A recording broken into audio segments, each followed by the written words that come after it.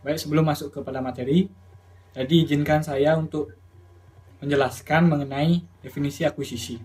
Nah, akuisisi dapat diartikan sebagai pergantian pemilik atau perubahan siapa yang mendominasi pada saham organisasi tersebut. Dengan kata lain, akuisisi juga dapat diartikan sebagai pengambil alihan saham atau kepemilikan dari suatu organisasi dan aset perusahaan oleh perusahaan lain. Nah, pada akuisisi ini terdapat model akuisisi, di mana model akuisisi ini terdiri dari empat bagian, yaitu yang pertama akuisisi vertikal, akuisisi horizontal, akuisisi kongenerik, dan akuisisi konglomerat. Baik, sekarang kita akan masuk kepada materi yang pertama, yaitu mengenai perkembangan struktur usaha kompleks. Perluasan usaha. Nah, sebagian besar perusahaan berusaha untuk memperluaskan usahanya sebagai cara untuk bertahan dan mendapatkan keuntungan. Pemilik dan manajer perusahaan memiliki kepentingan untuk meningkatkan ukuran perusahaannya.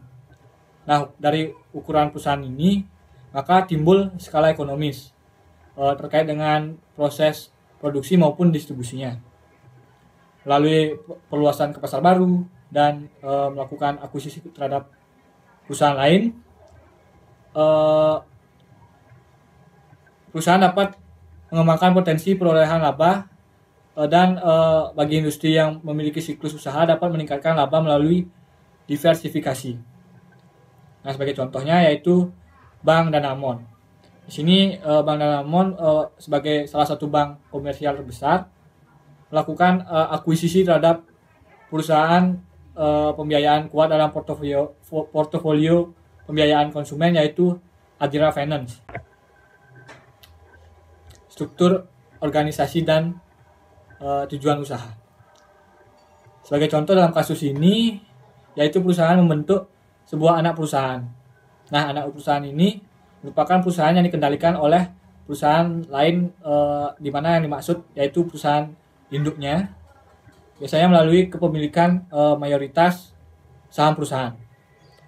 Nah, karena anak perusahaan ini merupakan entitas legal, namun terpisah, risiko induk perusahaan terkait dengan aktivitas anak perusahaan ini tentunya dibatasi.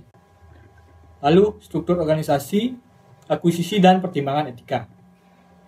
Dalam beberapa kasus, manajer biasanya menggunakan struktur organisasi yang kompleks untuk memanipulasi pelaporan keuangan demi kepentingan pribadinya.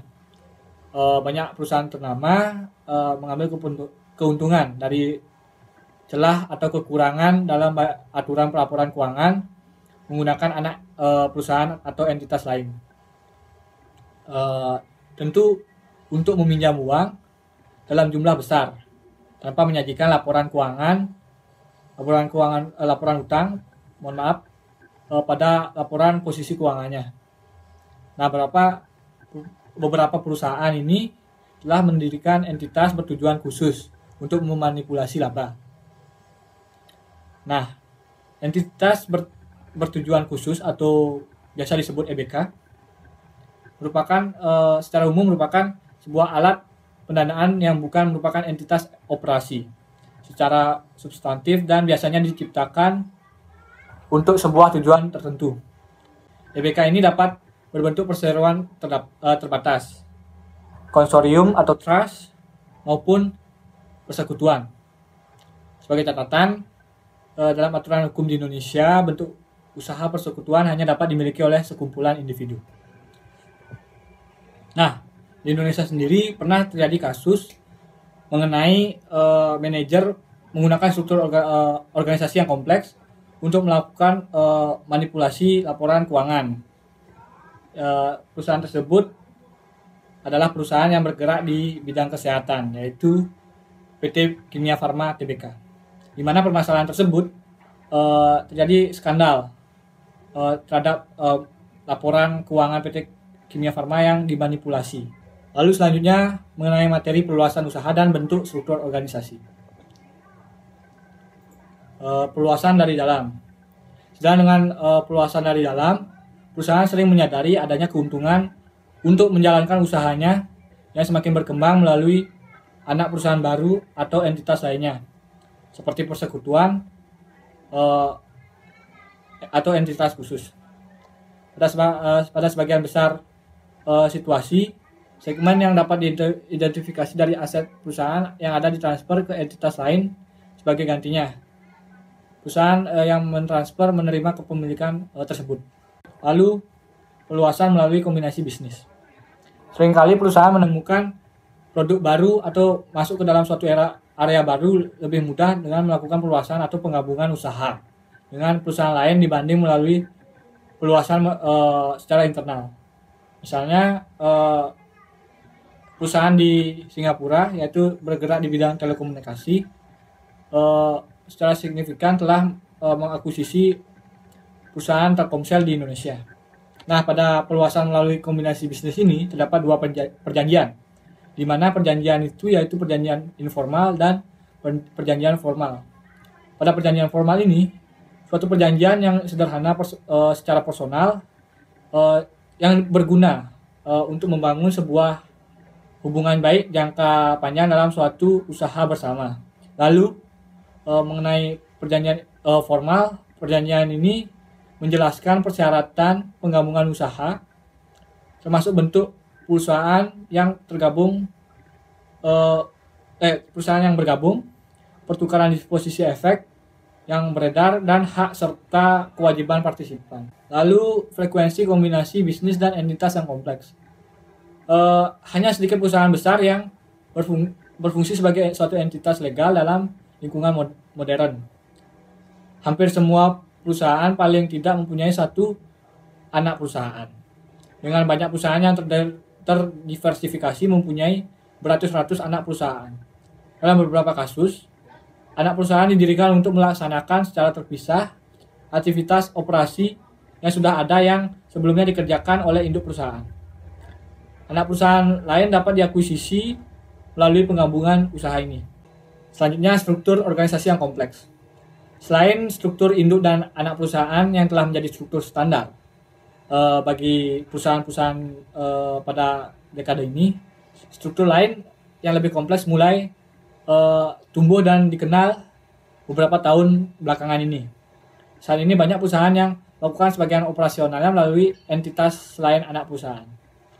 Materi selanjutnya yaitu struktur organisasi dan pelaporan keuangan.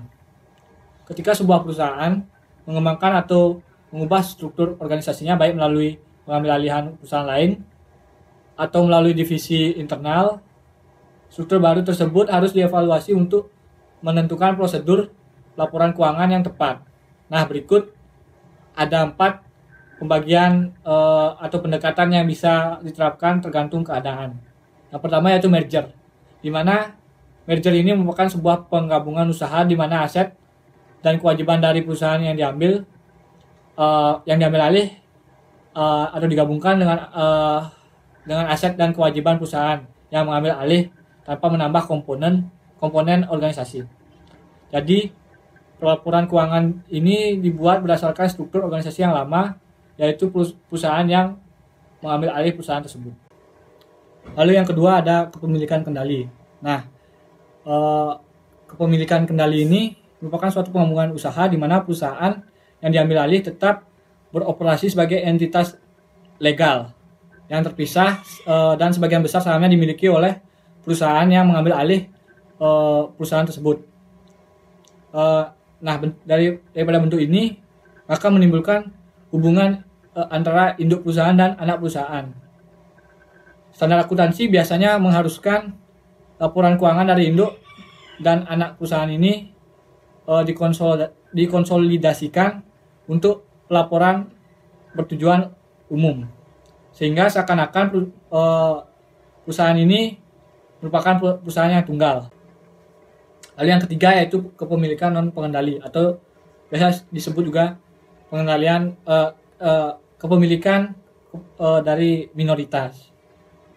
Karena namanya kepemilikan dari minoritas, maka pembelian kepemilikan perusahaan lain, perusahaan ini kurang dari mayoritas, yaitu di bawah 50%. Maka tidak ada timbulnya penggabungan usaha atau situasi pengendalian. Jadi hal yang sama dapat terjadi ketika suatu perusahaan menciptakan entitas dan memiliki hak kepemilikan kurang dari hak untuk mengendalikan di suatu persekutuan. Lalu yang keempat yaitu kepemilikan menguntungkan lainnya atau other beneficial interest, yaitu suatu perusahaan dapat memiliki kepemilikan pada entitas lain walaupun ada kepemilikan langsung pada entitas tersebut. Kepemilikan tersebut timbul karena adanya perjanjian yang dibuat oleh entitas tersebut melalui perjanjian operasi atau keuangan. Ketika kepemilikan timbul berdasarkan faktor selain presentasi kepemilikan, peraturan pelaporan dapat menjadi kompleks dan tergantung pada situasi.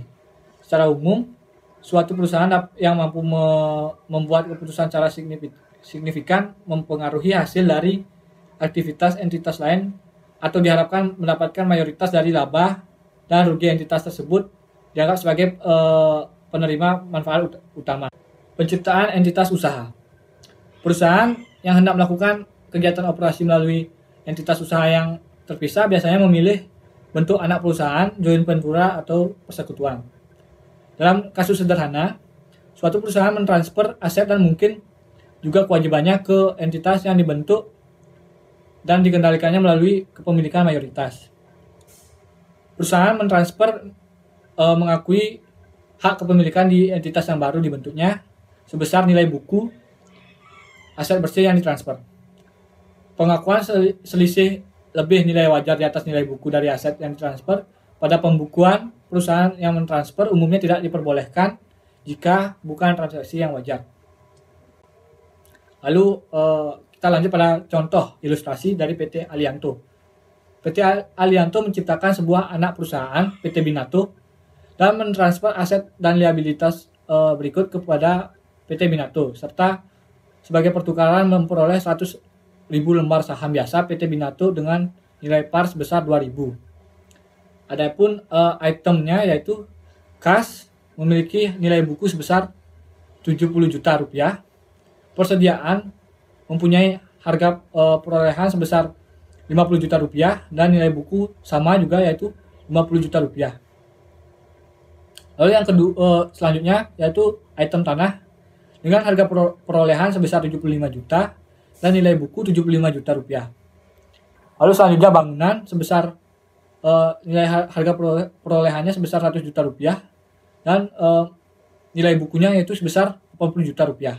Dan item terakhir yaitu peralatan yang memiliki harga perolehan sebesar 250 juta rupiah dan nilai bukunya yaitu sebesar 160 juta rupiah. Maka nilai buku yang di total yaitu sebesar 435 juta rupiah. Maka PT Alianto mencatat transaksi dengan jurnal sebagai berikut.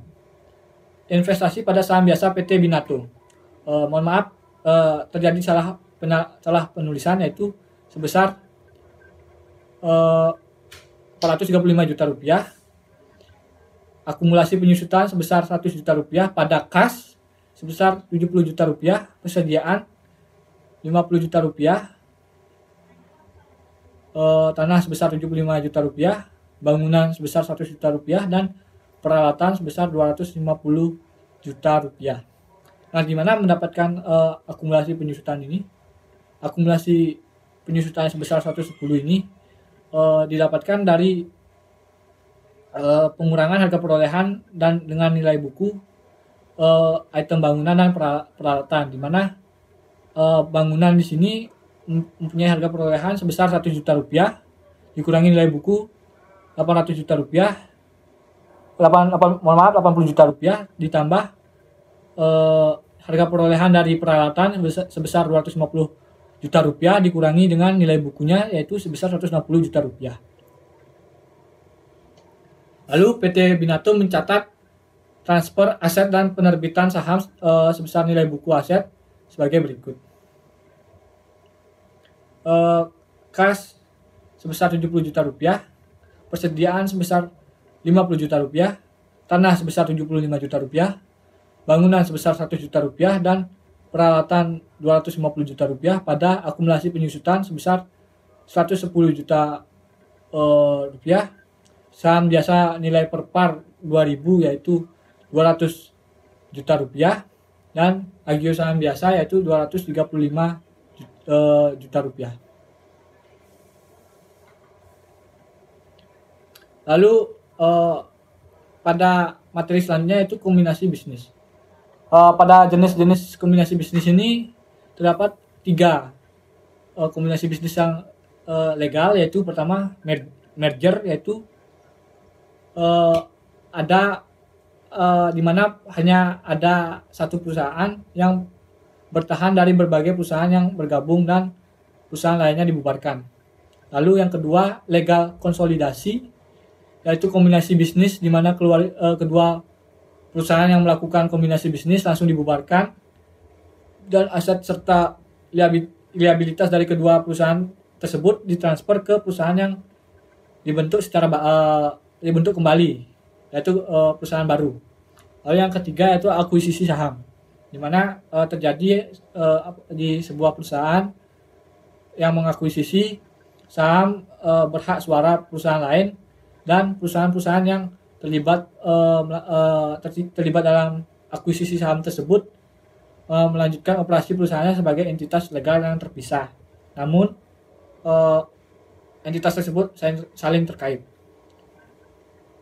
Di sini ada gambar dari contoh merger, konsolidasi, dan akuisisi saham. Lalu yang selanjutnya yaitu metode untuk melakukan kombinasi bisnis. Metode untuk melakukan kombinasi bisnis ini ada 2, yaitu akuisisi aset dan akuisisi saham. Selanjutnya saya akan mempresentasikan tentang akuntansi untuk kombinasi bisnis. Dalam akuntansi akuisisi itu sendiri, seluruh transaksinya itu diukur menggunakan nilai wajar, di mana hal-hal yang diukur menggunakan nilai wajar itu ada nilai konsiderasi saat pertukaran dalam kombinasi bisnis, seluruh aset-aset dan liabilitas yang diambil alih dari perusahaan yang terakuisisi, dan juga kepentingan non pengendali yang diakuisisi.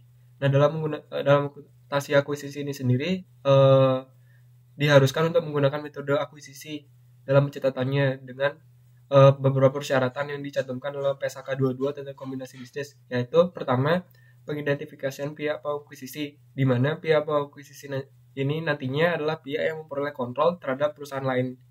Lalu yang kedua adalah penentuan tanggal akuisisi.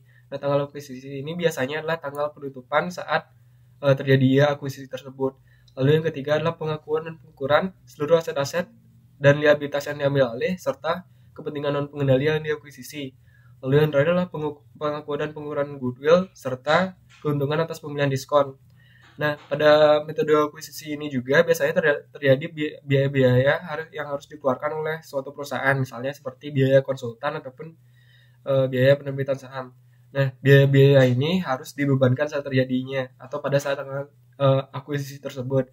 Dan biaya-biaya yang berhubungan dengan penerbitan saham itu akan nantinya mengurangi agio saham biasa dari perusahaan ataupun mengurangi additional paid in capital-nya.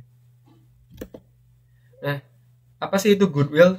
Goodwill sendiri berdasarkan PSAK 19 tentang aset berwujud adalah seluruh aset ataupun manfaat ekonomi masa depan yang diperoleh oleh perusahaan melalui kombinasi bisnis, di mana goodwill ini tidak bisa diidentifikasi secara individual dan nilainya terpisah dengan aset lain. Nah, jadi goodwill ini hanya bisa diperoleh oleh perusahaan melalui kombinasi bisnis.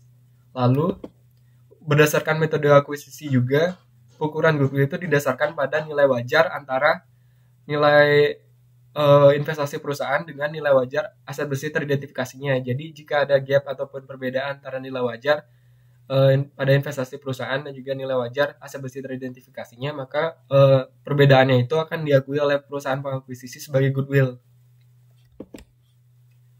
Nah, ini adalah contoh perhitungan goodwill. Misalnya ada 2 perusahaan nih, ada perusahaan Albert sebagai pihak pengakuisisi dan juga perusahaan Zenver. Nah, si perusahaan Albert nih dia memberikan nilai konsiderasi, nilai wajarnya itu sebesar $300,000. Lalu ada juga nilai wajar dari kepentingan non pengendali sebesar $100,000. Jadi bisa disimpulkan bahwa Zenver Company ini nilai wajar perusahaannya itu $400,000.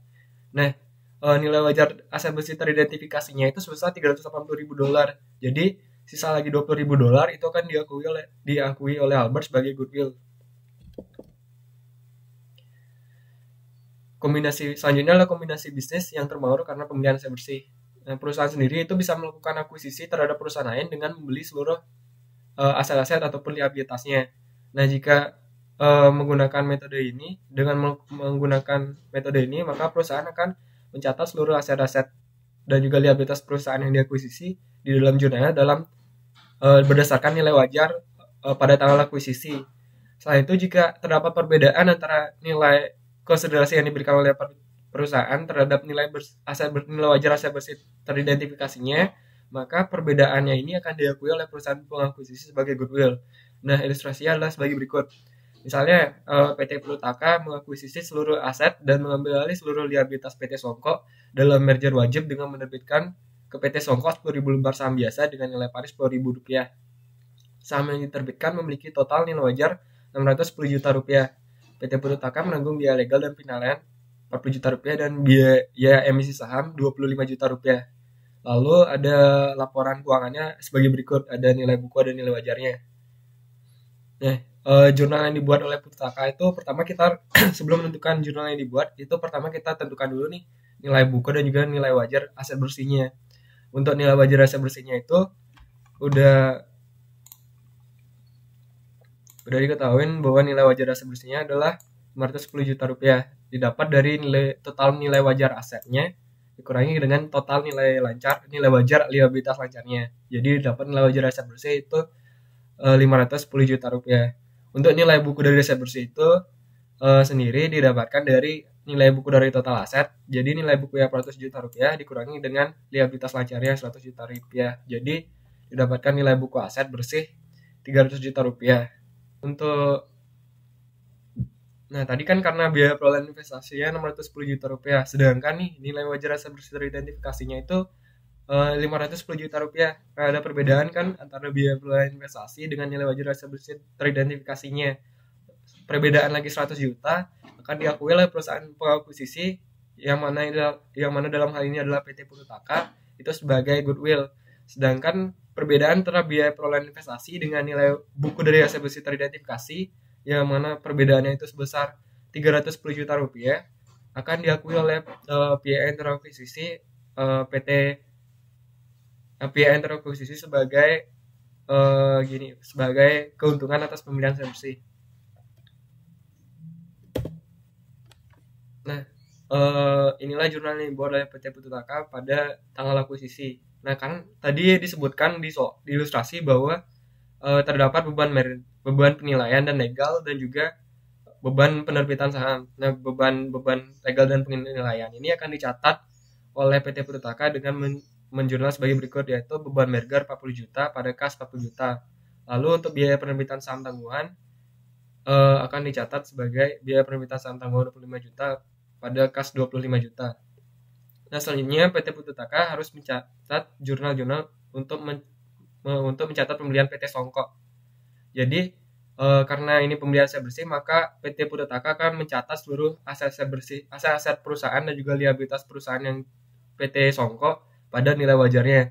Jadi jurnal yang perlu dibuat adalah kas dan piutang Rp45 juta, persediaan Rp75 juta, tanah Rp70 juta, bangunan dan peralatan Rp350 juta, paten Rp80 juta, dan goodwill Rp100 juta. Pada liabilitas lancar Rp110 juta, modal saham biasa Rp100 juta, agio saham biasa Rp485 juta, dan biaya penerbitan saham tanggungan Rp25 juta. Nah, goodwill ini didapat dari tadi.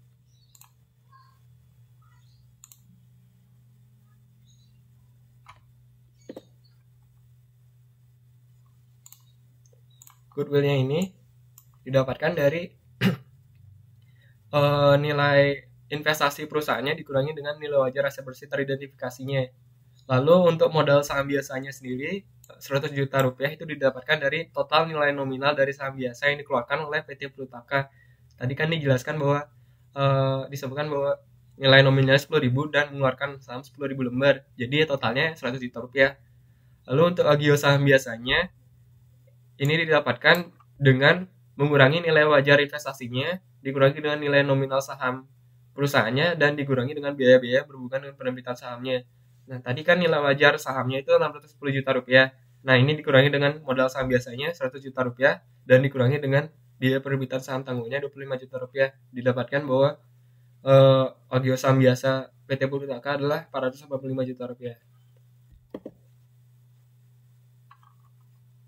Selanjutnya adalah jurnal yang dibuat oleh PT Songko. Nah, karena PT Songko ini mentransfer asetnya ke perusahaan lain, maka otomatis aset-asetnya akan dikreditkan dan liabilitasnya akan didebitkan. Selain itu, kredit dan jurnal yang dicatat ini berdasarkan nilai buku dari perusahaannya, jadi bukan menggunakan nilai wajarnya. Lalu tadi kan ada beda antara total investasi dengan nilai buku dari asetnya. Nah, perbedaan ini akan dicatat sebagai keuntungan penjualan aset bersih. Jadi, jurnal yang dibuat PT Songko untuk mencatat transfer aset ke Purutaka itu adalah investasi pada saham PT Purutaka sebesar 610 juta rupiah, liabilitas lancar 100 juta rupiah, akumulasi penyusutan 150 juta rupiah, pada kas dan piutang 45 juta rupiah, persediaan 65 juta rupiah, tanah 40 juta rupiah, bangunan dan peralatan 400 juta rupiah, dan keuntungan penjualan aset bersih sebesar 310 juta rupiah. Nah, selain itu juga PT Songko harus melakukan pencatatan terhadap distribusi saham yang didapat atas transfer aset ke PT Purutaka. Oleh karena itu, mereka akan mengkreditkan akun-akun modalnya. Jadi, jurnal yang dicatat adalah modal saham biasa 100 juta rupiah, agio saham biasa 50 juta rupiah, saldo laba 150 juta rupiah, keuntungan penjualan aset bersih sebesar 310 juta rupiah, dan investasi pada saham PT Purutaka sebesar 610 juta rupiah. Selanjutnya adalah akuntansi untuk goodwill. Nah, perusahaan sendiri itu diwajibkan untuk melakukan pengukuran terhadap nilai goodwillnya minimal setahun sekali untuk melihat apakah terhadap nilai goodwillnya ini mengalami penurunan atau tidak. Nah, cara melihat apakah terjadi penurunan atau tidak itu dengan membandingkan antara nilai wajar unit-unit pelaporannya saat ini dengan nilai buku unit-unit pelaporan ataupun nilai tercatat unit pelaporan tersebut. Jika misalnya nih nilai wajar dari unit pelaporannya ini lebih tinggi dari nilai tercatat, maka dipastikan bahwa tidak terjadi penurunan goodwill. Nah, sedangkan bila terjadi nilai wajarnya ini lebih rendah dari nilai tercatat, maka terjadi penurunan goodwill. Nah, contohnya seperti sebagai berikut ilustrasinya. Misalnya ada laporan keuangan seperti ini. Ada aset, kas piutang, persediaan, peralatan, goodwill, total aset, liabilitas lancar, dan total aset bersihnya. Nah, nilai bukunya itu 340 juta rupiah dan nilai wajarnya tanpa goodwillnya unit pelaporannya itu 240 juta rupiah. Nilai buku semuanya aset unit-unit pelaporannya itu 340 juta rupiah. Jadi misalkan nih sekarang nilai wajar estimasi dari unit-unit pelaporannya 360 juta rupiah. Tentu lebih tinggi dong dari nilai bukunya. Jadi bisa dipastikan bahwa tidak terjadi penurunan goodwill. Sedangkan misalnya kalau nilai wajarnya sekarang kita estimasiin bahwa nilai wajarnya 320 juta rupiah. Nah, kan di bawah 340 juta rupiah tuh berarti terjadi penurunan goodwill. Nah, nilai goodwillnya sekarang itu bisa dicari dengan ataupun nilai implisit goodwillnya saat ini itu dicari dengan mengurangi nilai wajar unit-unit pelaporan yang saat ini dikurangi dengan nilai wajar unit-unit pelaporan selain goodwill. Jadi yang estimasi kita yang 320 juta tadi dikurangi dengan nilai wajarnya unit-unit pelaporan tanpa goodwill sebesar 280 juta rupiah. Jadi didapatkan bahwa nilai goodwillnya sekarang itu 40 juta rupiah. Nah, untuk mengetahui penurunannya itu didapatkan dari membandingkan goodwill tercatat dengan nilai implisit dulu saat ini. Yang tercatat kan 100 juta, yang implisit 40 juta rupiah. Jadi terjadi kerugian penurunan nilai goodwill sebesar 60 juta rupiah. Selanjutnya adalah purchase discount atau pembelian dengan diskon. Nah, purchase discount ini terjadi ketika nilai investasi, nilai wajar konsiderasi perusahaan yang dimana di dalamnya itu sudah termasuk nilai wajar ekuitas dan juga nilai wajar kepentingan non pengendali itu berada di bawah dari atau lebih rendah daripada nilai wajar aset bersih teridentifikasinya. Jadi misalkan nih berdasarkan ilustrasi sebelumnya, cuman kita bedain dikit soalnya. Jadi ilustrasinya PT Purutaka dapat mengakuisisi PT Songko sebesar 500 juta rupiah sekarang. Nah, padahal nilai wajar dari aset bersih teridentifikasinya itu sebesar 510 juta rupiah. Nah, kan ada perbedaan lebih rendah nih nilai akuisisinya itu sebesar 10 juta rupiah. Perbedaan 10 juta rupiah ini akan diakui oleh PT Purutaka sebagai keuntungan atas pembelian PT Songko. Jadi karena ini pembelian secara kas, jadi akan mengenai kas juga. Jadi untuk mencatat diskon pembeliannya, jurnal yang dibuat oleh PT Purutaka adalah kas dan piutang 45 juta rupiah, persediaan 75 juta rupiah, tanah 70 juta rupiah, bangunan dan peralatan 350 juta rupiah, paten 80 juta rupiah, pada kas 500 juta rupiah, liabilitas lancar 110 juta rupiah, dan keuntungan pada pembelian oleh PT Songko sebesar 10 juta rupiah. Selanjutnya adalah kombinasi bisnis melalui pembelian saham. Nah, selain dengan melakukan pembelian aset bersih, perusahaan juga bisa melakukan akuisisi terhadap perusahaan lain dengan membeli sebagian sahamnya. Nah, biasanya jika melakukan akuisisi dengan metode ini ataupun metode pembelian saham ini, maka perusahaan yang diakuisisi ini masih tetap ada dan berjalan, dan si pihak pengakuisisi ini yang mencatat investasi transaksi yang dilakukannya itu sebagai investasi pada perusahaan lain pada bentuk saham biasa, di mana nilai investasinya ini berdasarkan pada nilai konsiderasi yang diberikan pada saat pembelian sahamnya, di mana ditambah dengan beban-beban yang terjadi pada saat atau timbul pada saat pembelian saham tersebut. Nah, contoh ilustrasinya lah sebagai berikut. Misalnya PT Purutaka menukarkan 10.000 lembar sahamnya dengan nilai nominal 10.000 dengan total nilai wajar atau nilai pasar itu sebesar 610 juta rupiah. Itu semua saham PT Songko. Nah, dalam transaksi itu timbul biaya merger 40 juta rupiah dan biaya penerbitan 25 juta rupiah. Nah, jurnal yang dibawa oleh PT Purutaka adalah sebagai berikut. Nah, karena ada beban biaya-biaya yang timbul, maka biaya-biaya tersebut harus dibebankan oleh PT Purutaka pada tanggal akuisisi. Jadi, untuk mencatat beban-bebannya itu adalah beban merger 40 juta rupiah, biaya penerbitan saham tanggungan sebesar 25 juta rupiah, pada kas 65 juta rupiah. Nah, karena ini akuisisi melalui pembelian saham, jadi berusaha mencatatnya pada investasi pada saham PT Songko. Jadi jurnal yang dibuat untuk mencatat akuisisi PT Songko itu adalah investasi pada saham PT Songko sebesar 610 juta rupiah, pada modal saham biasa 100 juta rupiah, agio saham biasa 445 juta rupiah, dan biaya penerbitan saham tanggungan 25 juta rupiah. Nah, 610 juta ini merupakan nilai wajar dari nilai konsiderasi ataupun nilai pasar yang dipertukarkan pada saat kombinasi bisnis. Untuk 100 modal saham biasa ini adalah modal yang dikeluarkan ataupun nilai nominal saham 10.000 lembar saham dari PT Purutaka. Lalu untuk agio saham biasa ini didapatkan dari nilai investasinya dikurangi dengan modal saham biasa, lalu dikurangi dengan biaya penerbitan saham tanggungan. Selanjutnya adalah pelaporan keuangan setelah kombinasi bisnis. Nah, ketika kombinasi bisnis ini terjadi pada suatu tahun fiskal, maka laporan keuangan yang dilaporkannya ini sebelum terjadi kombinasi bisnis tidak akan dicatat di laporan keuangan gabungan, melainkan hanya yang dicatat itu hanya laporan keuangan dari pihak pengakuisisinya saja. Nah, jika misalnya yang terjadi ini adalah setelah kombinasi bisnis, maka laporan keuangannya akan digabung antara pihak yang pengakuisisi dan pihak yang diakuisisi. Nah, misalnya ada ilustrasi sebagai berikut. Ada PT Purutaka dan PT Songko, di mana dia mempunyai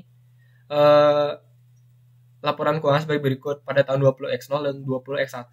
Nah, PT Purutaka ini membeli ataupun mengakuisisi PT Songko pada awal tahun 20X1 dengan menukarkan saham sebesar 10.000 lembar. Jadi jumlah saham yang beredar pada jumlah saham PT Purutaka yang beredar bertambah dari 30.000 ditambah 10.000 menjadi 40.000. Jadi laporan keuangan gabungan yang dibuat adalah sebagai berikut. Pada tahun 20X0 itu hanya mencatat laporan keuangan dari pihak pengakuisisinya saja. Jadi laba bersihnya ada 300 juta rupiah, dengan laba per saham adalah 300 juta rupiah dibagi dengan 30.000 lembar, didapat laba per saham itu sebesar 10.000 rupiah. Nah, karena akuisisi terjadi pada awal tahun 2021, maka pada akhir tahun 2021 laporan keuangannya akan digabung antara PT Purutaka dan PT Songko. Jadi laba bersihnya ini digabung antara yang dua perusahaan tersebut. Jadi 360, jadi laba bersihnya adalah 360 juta rupiah. Karena laba per sahamnya lalu laba per sahamnya itu 360 juta rupiah dibagi dengan total saham yang beredar, didapat bahwa laba per sahamnya adalah 9.000 rupiah. Selanjutnya adalah pertimbangan tambahan dalam kombinasi bisnis. Nah, ada beberapa pertimbangan dalam kombinasi bisnis. Yang pertama adalah periode pengukuran, di mana hal ini muncul karena adanya ketidakpastian dalam menggunakan nilai wajar.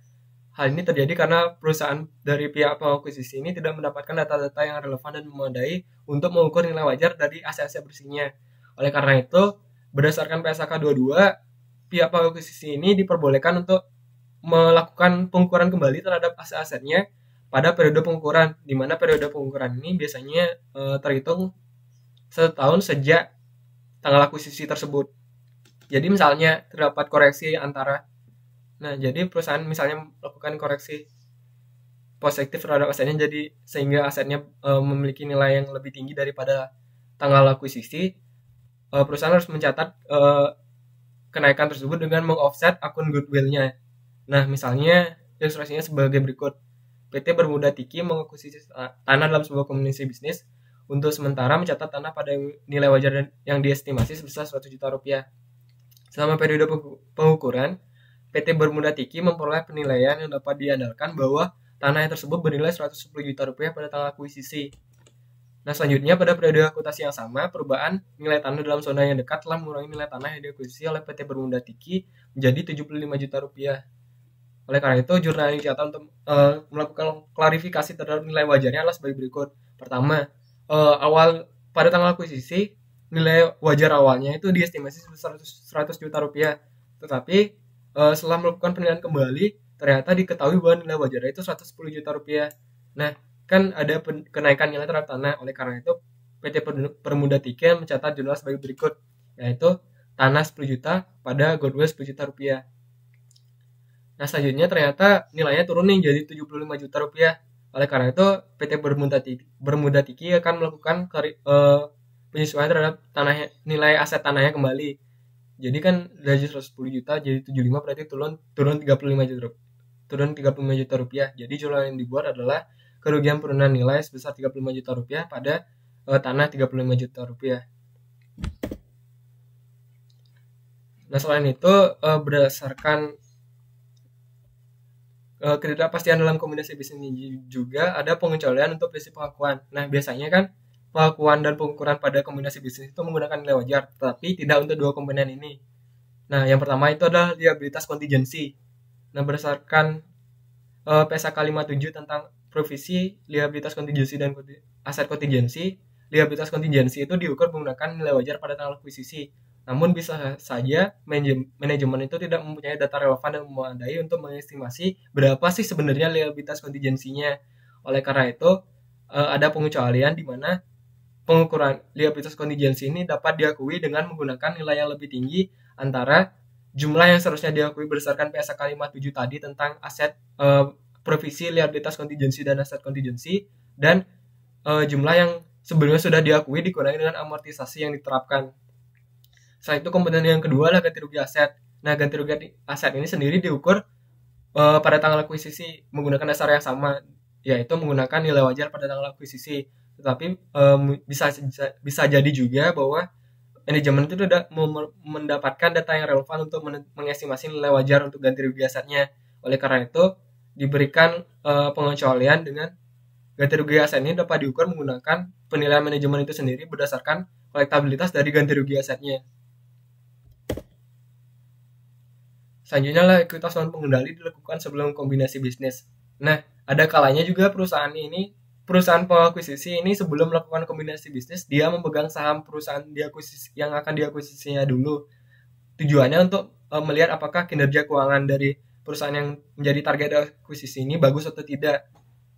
Nah, jika mereka merasa bagus, pastinya mereka nantinya akan melakukan kombinasi bisnis tadi. Nah, contohnya sebagai berikut, misalnya PT Lamogos memegang 10% saham PT Sugoni dengan nilai wajar 500 juta rupiah ya maksudnya ini. Lalu mengakuisisi dan akan mengakuisisi sisa sahamnya dengan kas besar 4 miliar rupiah. Jadi investasi total PT Lamogos tuh dipertimbangkan menjadi 5 miliar rupiah. Nah, misalkan nih pada investasi sebelumnya nih nilai buku dari PT Sugoni ini 300 juta rupiah, padahal nilai wajarnya 500 juta rupiah. Pada tanggal PT Lamogos mengakuisisi sisa saham PT Sugoni. Nah, karena ada perbedaan antara nilai buku dan nilai wajar investasi sebelumnya, maka PT Lemogos harus melakukan revaluasi terhadap nilai bukunya agar sesuai dengan nilai wajar perusahaan tersebut. Jadi jurnal yang dicatat untuk merevaluasi investasi ini adalah investasi dalam saham PT Arsugoni sebesar 200 juta rupiah pada keuntungan belum terrealisasi pendapatan sebesar 200 juta rupiah. Nah, baru kemudian mencatat jurnal untuk akuisisinya, yaitu investasi pada saham PT Arsugoni sebesar 4 miliar rupiah pada kas sebesar 4,5 miliar rupiah. Nah, yang terakhir adalah pengungkapan. Nah, berdasarkan PSAK 67 tentang pengungkapan pada entitas lain, itu ada beberapa hal yang harus diungkapkan oleh pihak pengakuisisi, yaitu nilai wajar investasi pada entitas asosiasi yang tersedia kuotasi harga publikasian. Alasan mengapa anggapan investor yang tidak memiliki pengaruh signifikan jika investor memiliki kurang dari 20% hak suara atau hak suara potensial investasi secara langsung atau tidak langsung melalui entitas sana, namun disimpulkan bahwa investor tersebut memiliki pengaruh signifikan. Alasan mengapa investor yang memiliki pengaruh signifikan jika investor memiliki lebih dari 20% hak suara atau hak suara potensial investasi secara langsung atau tidak langsung melalui entitas sana, namun disimpulkan bahwa investor tersebut tidak memiliki pengaruh yang signifikan. Ringkasan informasi keuangan entitas asosiasi, nah termasuk di dalamnya itu adalah jumlah agregat aset, liabilitas, pendapatan dan laba rugi, dan yang terakhir adalah bagian rugi entitas asosiasi yang tidak diakui naik untuk periode terjadinya kerugian tersebut maupun secara kumulatif jika investor menghentikan pengakuan bagiannya atas rugi entitas asosiasi. Selain itu, berdasarkan PSAK 22 tentang kombinasi bisnis juga pihak pengakuisisi ini juga harus mengungkapkan informasi yang memungkinkan pengguna laporan keuangan dapat mengevaluasi sifat dan dampak keuangan dari kombinasi bisnis yang terjadi, yaitu pada selama periode pelaporan berjalan maupun setelah akhir periode pelaporan tetapi sebelum tanggal laporan keuangan diotorisasi untuk terbit. Selanjutnya adalah pembahasan soal. Nah, yang pertama adalah pembahasan soal L18, di mana L18-nya adalah akuntansi untuk akuisisi saham. Nah, diminta buatlah ya jurnal yang akan dibuat untuk mencatat kombinasi bisnis dengan PT Tenggara. Pertama, kita harus menentukan dulu berapa nilai wajar dari saham PT Marunda dan juga nilai nominal dari saham yang dikeluarkan oleh PT Marunda. Jadi jawabannya adalah sebagai berikut, yaitu nilai wajar sahamnya itu sebesar 54 juta rupiah, 54.000 dikalikan 17.000, jadi nilai wajar sahamnya itu sebesar 986 juta rupiah. Dengan nilai pari saham biasa itu totalnya 25.000 dikalikan 17.000 rupiah, jadi total nilai parinya adalah 425 juta rupiah. Jadi didapat ada sisa nih antara nilai wajar dengan nilai pari yang diakui sebagai agio saham biasa sebesar 561 juta rupiah. Jadi jurnal yang dibuat oleh PT Marunda itu adalah investasi pada saham PT Tenggara sebesar 986 juta rupiah, pada saham biasa 425 juta rupiah, dan agio saham biasa 561 juta rupiah. Nah, selanjutnya adalah soal L110. Ada disebutkan PT Sampurna melaporkan laporan posisi keuangan pada 31 Desember 2021 sebagai berikut. Ada aset dan juga liabilitas dan ekuitasnya. Diminta buatlah ya jurnal yang dibuat oleh PT Belantara untuk mencatat pembelian aset tersebut. Nah, pertama kita harus mengukur dulu berapa nilai wajar aset bersih dari PT Sampurna dan juga nilai investasi yang dilakukan oleh PT Belantara. Jadi disebutkan bahwa total nilai wajar asetnya itu sendiri adalah 700 juta rupiah dan total nilai wajar dari utang usahanya adalah 85 juta rupiah. Jadi nilai wajar asetnya itu PT Sampurna adalah 700 dikurangi 85 juta rupiah didapatkan 615 juta rupiah. Nah, disebutkan tadi bahwa nilai wajar konsiderasi investasinya itu sebesar 670 juta rupiah. Jadi ada perbedaan antara aset bersih dengan nilai investasinya. Jadi perbedaan ini diakui sebagai goodwill sebesar 55 juta rupiah. Jurnal yang dibawa PT Belantara adalah kas dan piutang 40 juta rupiah, persediaan 150 juta rupiah, tanah 30 juta rupiah, bangunan dan peralatan 350 juta rupiah, paten 130 juta rupiah, goodwill 55 juta rupiah, pada utang usaha 85 juta rupiah, dan kas 670 juta rupiah. Sekian pesan saya dari kami, terima kasih.